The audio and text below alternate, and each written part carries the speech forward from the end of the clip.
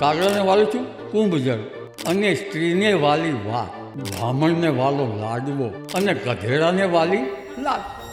હમણાં કદાચ તમને ખબર હોય 3 દેશોની સરકાર બદલાઈ ગઈ, બાંગ્લાદેશ, શ્રીલંકા અને હમણાં નેપાળ. હવે રાજકારણમાં આટલા મોટા ઉથલ પાથલ આવ્યા, ભારત દેશમાં લાગે છે કે એવા રાજકીય મોટા કોઈ ઉથલ પાથલ આવશે?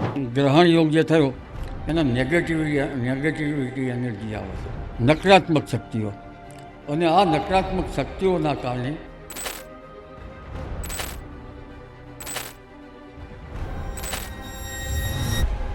અમદાવાદમાં બહુ મોટું પ્લેન ક્રેશ થયું.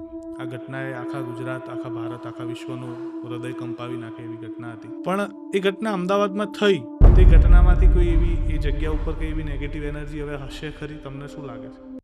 લગ્ન કર્યા પછી લે દોસ્ત તાલી, તું છૂટો ને હું છૂટી, પછી ઘેર બેસે. પણ છોકરાઓ વાંઢા રહેવાનું મૂળ કારણ છે એ છોકરો લાવો, બેટી નહીં બચાવો, વાંઢા રહે છે.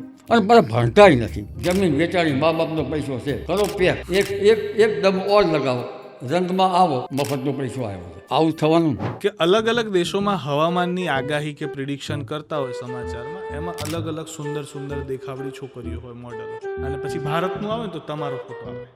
ડોહો, હું હિંચકા પર બેઠો હતો, મારા મિસિસ છે ને એ મને કે શામમાં ઘેર પેલું ગીત આવ્યું અને આપણા ઘર પર બેઠું, મેં જોયું, મને ગીત દેખાયું નહીં. પછી મેં કહ્યું માંસ ભક્ષી પક્ષી જો આપણા ઘર ઉપર આવે ને તો આપણું મૃત્યુ થાય. એટલે એમને કહ્યું મારું મૃત્યુ આજે છે. અને એમને બપોર પછી મુશ્કેલી થઈ અને બીજા દિવસે કોરોના મેં મૃત્યુ થયું.